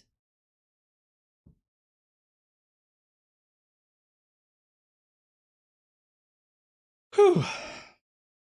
Anyways, that's going to be it for our stream tonight. If you will, please leave us a comment down below. We'd really love to hear what you guys thought about this guy's video. Do you think that, he was making that case that, that that God, God's immutable, and we should just listen to him, believe in him, because he knows what's good for all of us, and instead of questioning his actions? Do you think that God should be put on a pedestal? Let me know in the comments below. And hey, while you're down there, why don't you smash that like button and subscribe if you like this kind of live stream. Don't forget to stand up and use your voice. Bye, heathens. But don't go, because we got the Skeptic Mafia comments to go over. If you guys don't know, okay, good. Casey checked for held comments and there aren't any. If you guys don't know, as part of the perks for the Skeptic Mafia, you get to leave a comment on the video that we watch. But not only that, you get to pick the video that we watch. So if you were aggravated about tonight's video, thank the Skeptic Mafia. But we are going to be going through and reading the Skeptic Mafia comments tonight as soon as I can pull them up.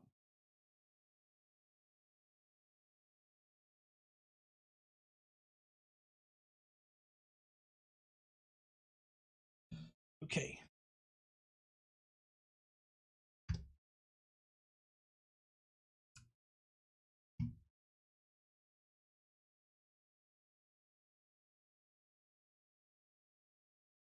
Now, if anybody does go to the Daily Disciples channel, try not to leave any harassing comments or anything like that. I'm sure they wouldn't mind the engagement on the video, but at the same time, try to present yourselves in a cordial way and instead of being a dick about it. I know I wouldn't like it if somebody came to my channel was a dick about it. So mostly I just laugh at those people. And so that's not a great way to get through to somebody. But then again, I spent, a good portion of this response talking about sucking Jesus dick. So, you make your decision for you.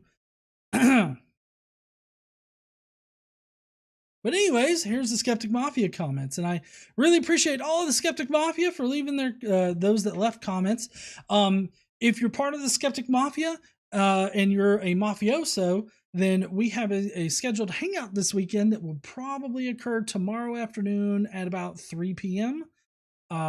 Central Time.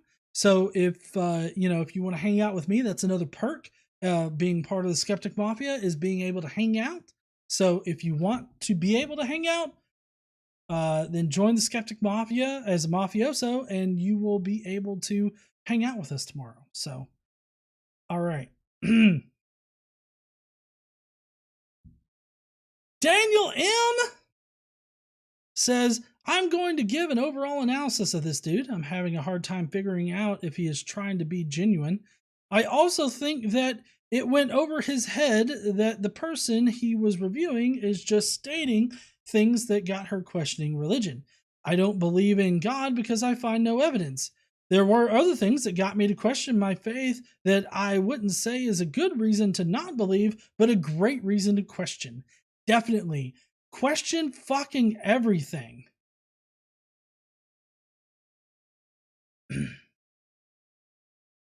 On to more important things. I have a question for GE. How caught up are you with Big Brother? Wednesday and Thursday's episode were pretty great.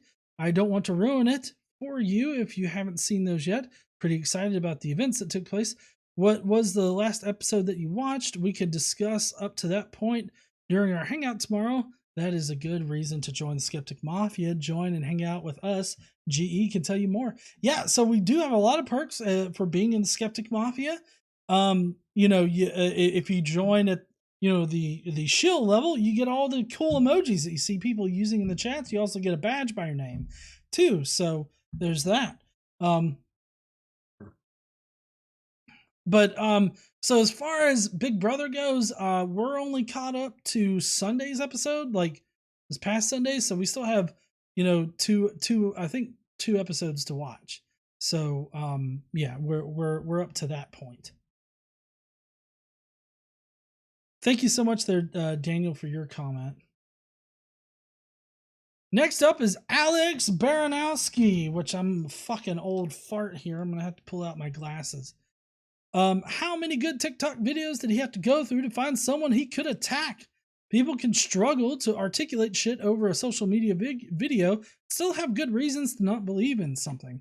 I don't think this woman's video warranted a 7-minute response. It wasn't that deep. His analogy is flawed. All people in this analogy are not the same as an all-powerful God. I personally don't like either side using ideals to make arguments. What I do like is membership in the Skeptic Mafia. For a little moolah each month, you can access exclusive content on the channel and vote on the Friday video streams and do a lot of fun shit. Like make GE say whatever you fucking want. Like, don't get an axolotl just because there's one on Minecraft now. There's an axolotl on Minecraft? Fuck! I need to tell Xander that. He loves those little fuckers. Wash your filthy hands and use those hands to smash all the buttons. Thank you so much there, Alex. Appreciate you.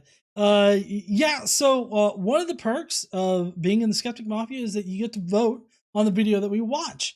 And so I generally have 3 topics that you can select from, and I try to describe the videos that I'm thinking about for each of the topics pretty accurately. Sometimes they end up being William Lane Craig, sometimes they don't. So, you just gotta have to, roll that dice.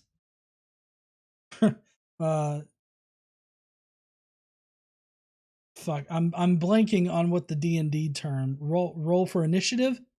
You gotta roll for that initiative.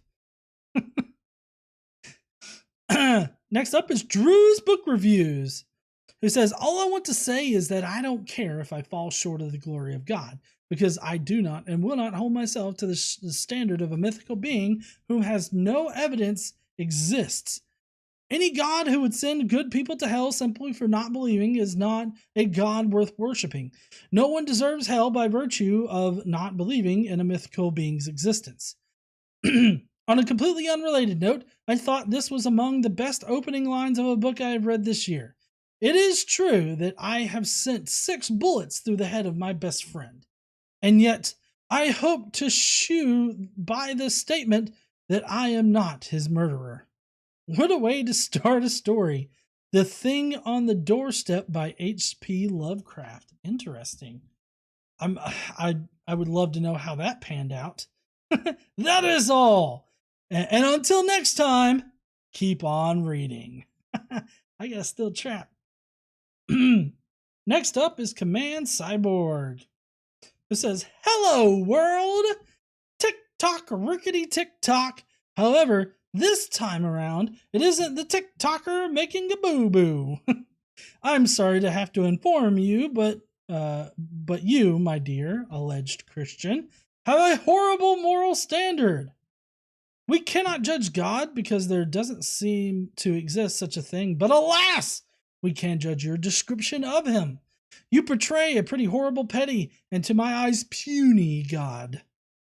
If what you say about him, hell, and who's going there were to be accurate, your God is not of the omnipotent, omnibenevolent, omniscient, and so on kind. He couldn't be omnipotent and omnibenevolent, maximum 1.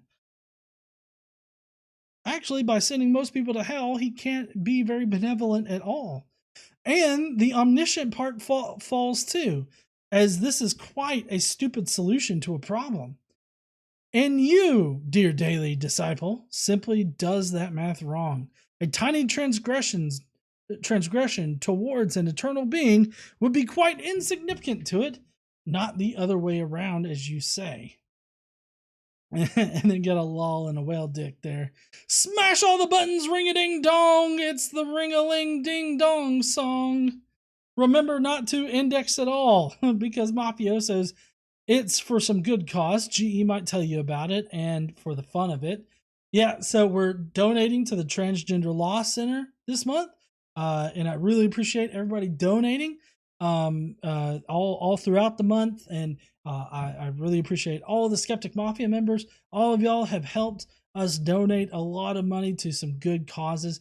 I believe right now our donations is up over $3,000, and we're just past the halfway point in the year, so looks like we're going to be donating a good bit this year.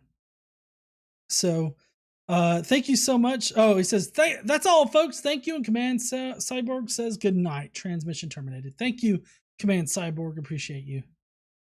Next up is Jaster, Lord of Fools, who says, yes, I think I'm going to uphold to my standard because my standard is not the standard of a monster. I came to that metric by the Bible's multiple and sometimes barely coherent standards before applying my own. According to what I can tell of the Bible, God is the root cause of all suffering and dying. He also has this tendency to gaslight and directly murder people. What a great character! For us to pit a hero against. Okay. Thank you, Jester. I totally fucked up that ending part right there, but I appreciate you. Next is Trickster. Trickster says, it's amazing how these guys can go on and on about their God, but when you ask them if they have any proof of their claims, crickets. I am purposely leaving out, look at the trees, and look how everything is so complex. Those arguments prove nothing about their God. Sorry, I totally kept up with that high-pitched voice when I shouldn't have. Why do they always try to use the Bible as an argument against atheists? We don't care what it says in your book. You might as well preach to me from the book of Harry Potter or the Iliad or even Ulysses. They all hold the same weight to an atheist. The poor hobo found his bread and found out it was moldy. just as useless as a god that can't even be proven, and in most cases a spoiled, petulant child who throws tantrums over the littlest things. Do all the cool stuff with the buttons and make sure you hit that join button, and you too can be one of us. One of us. One of us. See the video early, make a comment, and play with all the emojis. Well, peen anybody? You know, I have to laugh because for whatever reason, background noise, whatever, I recently watched Baywatch again. And at the very end, at the very end of it, when The Rock is like making a little speech before he blows the fuck out of this lady with a firecracker, he goes, "I scratch my back with a whale dick and I lather up my body with its balls." And I'm just sitting there like, holy shit, what? You know, I need to get with the guy that I use that helps me make the music. I want to get him to make another one, but use that particular like clip of The Rock and Baywatch. Anyways, Jonathan Nickel. By the title, I thought I'd be giving my thoughts on a TikTok Christians, but instead, the Christian lady has genuine concerns, and it is the guy reacting to her statements who is nuttier than squirrel dung. Yeah, well, so he said that they were a TikTok atheist, but he kind of didn't talk about them like they were like an atheist. So it was kind of confusing to me to know whether or not, you know, that person did believe or not. But anyways, she comes across as a decent moral Christian, or perhaps former Christian, who is justifiably shocked by the Bible and has genuine concerns. He has just accepted the idea that everybody is fundamentally flawed, that his God is the ultimate judge, and that we are deserving of eternal punishment. In the next stage, he changes to, who are we to question God? Since I care about truth, if a God did exist, he is the first he's the first person I would question. The secular morality changes. That secular morality changes does not make it flawed, as he claims. We refine and improve our moral values over time, and we develop as a society, and discard ideas we now consider cruel and unjust. That is part of the natural development of a society. Religion tends to make its rules at the outset and labels them as perfect. On the rare occasions that it does change, that is because the outside world is trying to force the religion out of the dark ages. Religion then responds by attempting to pull society backwards in a constant tug of war. The overturn of Roe v. Wade is a perfect example of this. Yes, I agree. The whole decision to overturn Roe v. Wade seems to be, completely religiously based.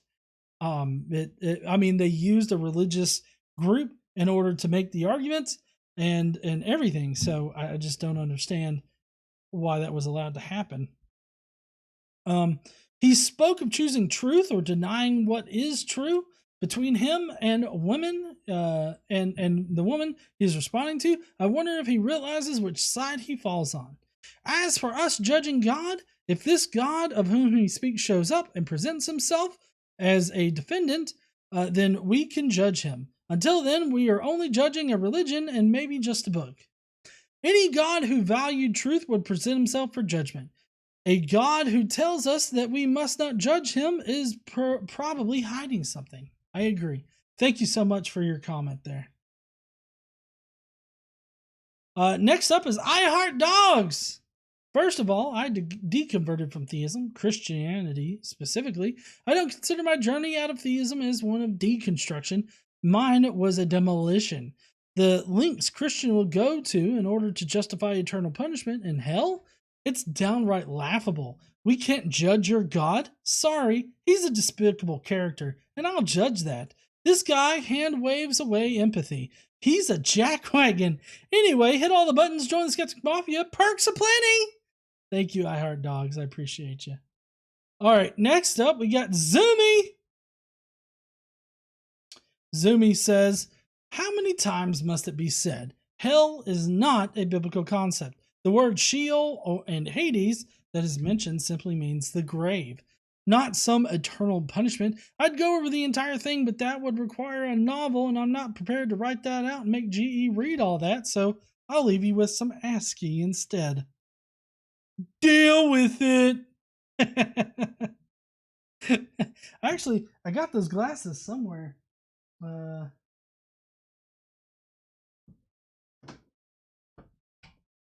Luckily, I had them right over there.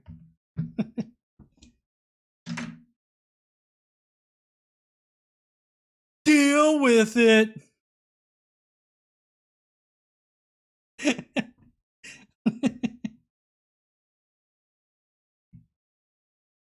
Oh, shit. Hold on. There we go. Because Christians really need to deal with the fact that hell is never mentioned once in the Bible and get over their punishment fetish. It really does kind of seem fetishy. Fetishy. Whatever. It seems like a fetish. While we're speaking of punishment fetishes, why not go ahead and lick the like button and smash the subscribe, and don't forget to ring the bell. And if you want to be a horrible person like us and make sure your money goes to a great cause, go ahead and join the Skeptic Mafia. Not only do you get to secure a seat in the non-existent Christian hell on the highway to hell, fetishized. Yes, fetishized. I couldn't fucking think of that word. You know you're helping people, so go ahead and click that join button. Anyway, that's it from me. Exit stage right, which is, it's left, but right's this way. I can't go that way. Anyways. Thank you so much there, Zuby.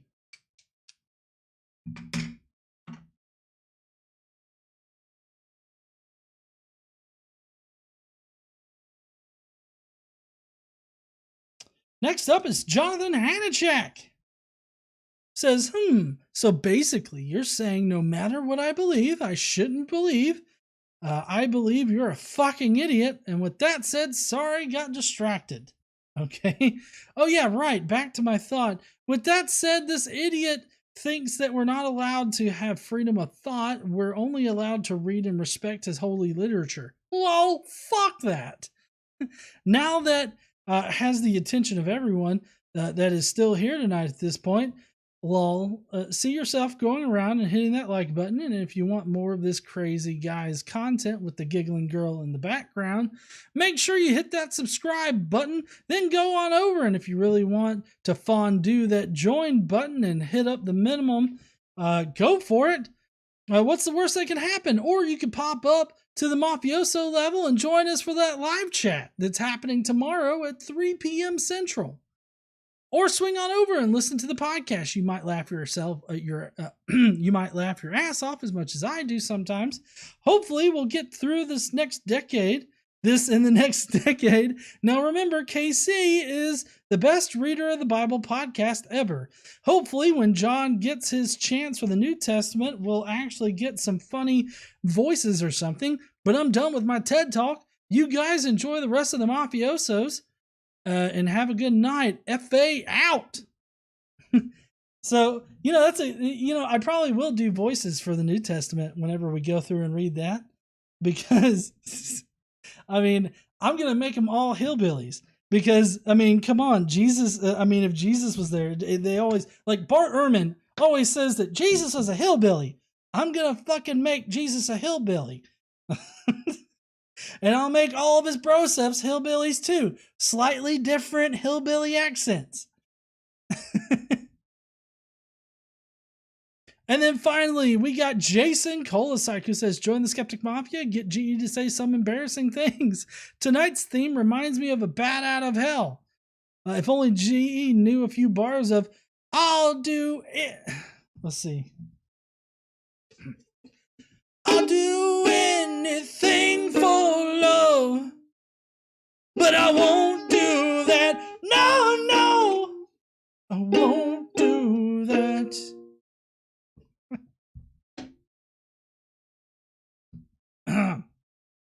if there is a hell, going to get that Harley right out of there. Thank you so much there, Jason, for your comment. But that's going to be it for the comments tonight. And that's it for our stream. Let me get back over here. I appreciate everybody that did a super chat. We had a few things. Let's see. We got Jester, who sent in a member chat saying wouldn't be GE if he could read words good. And we got Atheist Drew says, sorry guys, missed it. We'll check it out tomorrow, but wanted to say, hey, I don't think that you're still around there, Atheist Drew, but if you're watching this on the replay, I appreciate you stopping in and everything like that. I actually don't have videos recorded, ready to be edited just yet for next week. I do have an interview with somebody from the Recovering from Religion Foundation that will probably be going up Monday. Then, of course, we've got podcasts and everything like that we got to get out next week. So, I wish I could tell you exactly what we're going to be discussing next week, but I think it's just going to be like an off-the-cuff sort of pick a couple of videos. And I'm going to record some responses to that. So anyways, if you will, before you guys head out, why don't you smash that like button if you haven't already smashed the like button. Subscribe if you're not already subscribed. Consider sharing this out to somebody, especially your crazy religious uncle who definitely will pop a gasket in the comment section. I'd love to hear from those types of people. I had a few of them last week or week before, I can't remember, but really appreciate everybody coming out tonight and joining in on the conversation and everything like that. So any of the Skeptic Mafia members that are still here, we will see you tomorrow, 3 p.m. Central Time. I will be getting the link out to you so that you can join about 30 minutes ahead of time. So be looking out for that. And I guess that I will see you heathens next week. Don't forget to stand up and use your voice. Bye, heathens!